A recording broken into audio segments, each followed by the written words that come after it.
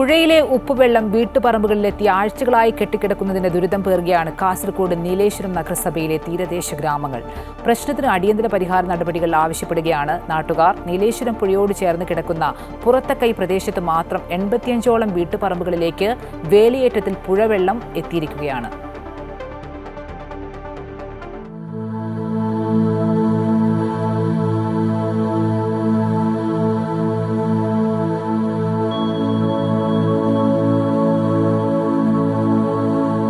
വേലിയേറ്റ സമയത്ത് പുഴയിൽ നിന്ന് കയറി വന്ന ഉപ്പുവെള്ളം വീട്ടുമുറ്റം വരെ എത്തി നിൽക്കുകയാണ്. പറമ്പുകളിൽ ഉപ്പുവെള്ളം കെട്ടിക്കിടക്കാൻ തുടങ്ങിയിട്ട് 2 ആഴ്ചയിലേറെയായി. മുൻകാലങ്ങളിലൊന്നും കാണാത്ത ദുരിതാവസ്ഥയാണിതെന്ന് പ്രദേശവാസികൾ പറഞ്ഞു. നീലേശ്വരം നഗരസഭയിലെ തീരദേശ വാർഡുകളായ പുറത്തേക്കൈ കടിഞ്ഞുമൂല പ്രദേശങ്ങളിലെ 100 കണക്കിന് കുടുംബങ്ങളാണ് പുഴയിലെ ഉപ്പുവെള്ളം പറമ്പുകളിലെത്തിയതിന്റെ ദുരിതം പേറുന്നത്.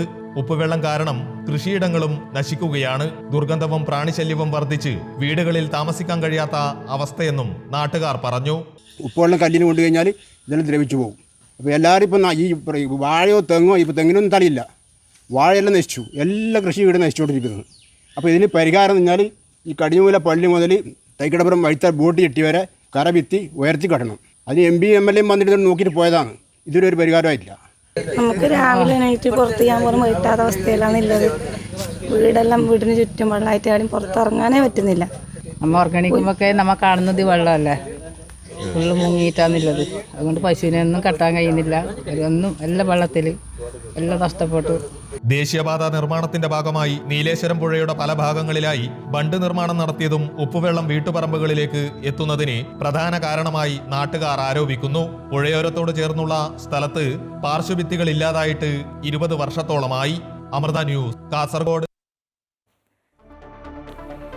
പുഴയിലെ ഉപ്പുവെള്ളം പറമ്പുകളിൽ കെട്ടിക്കിടക്കുന്നത് വീടുകൾക്ക് ഭീഷണിയും വ്യാപക കൃഷിനാശത്തിനും ഇടയാക്കുകയാണെന്ന് പുറത്തക്കൈ സ്വദേശിയായ കുഞ്ഞിരാമൻ പറഞ്ഞു. പ്രദേശം പുഴയ്ക്ക് സമാന്തരമായി താഴ്ന്നു വരികയാണെന്നും കുഞ്ഞിരാമൻ വ്യക്തമാക്കി. പുഴയോരത്ത് 20 വർഷത്തോളമായി പാർശ്വഭിത്തി ഇല്ലാത്തത് ഉപ്പുവെള്ളം പറമ്പുകളിലെത്തുന്നതിന് പ്രധാന കാരണമെന്ന് നീലേശ്വരം നഗരസഭാ വാർഡ് കൗൺസിലർ M ഭരതനും പറഞ്ഞു.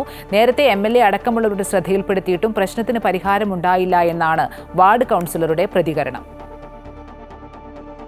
ഇതുവരെ തുടരെ കയറിയിട്ട് ഇത്രയും വീടുകളിൽ എൻ്റെ വീടിൻ്റെ കളത്തിലേക്ക് വന്നിട്ട് ചെരുപ്പെല്ലാം ഒഴുകിപ്പോയി. രാവിലെ എണീക്കുമ്പോഴേക്ക് ചെരുപ്പൊന്നുമില്ല.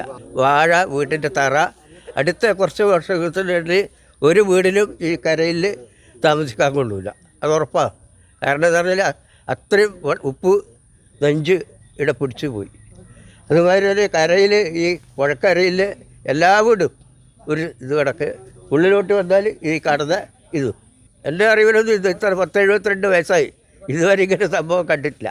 പിന്നെ നല്ല ഉയരമുണ്ടായിരുന്ന ഈ പുറത്തേക്ക് ഇതൊരു സ്ഥലം ഇപ്പോൾ താട് ഇപ്പോൾ പുഴക്ക് സമനായിട്ട് നിൽക്കുകയായിരുന്നു. ഏത് സമയത്തും എന്തും സംഭവിക്കാം.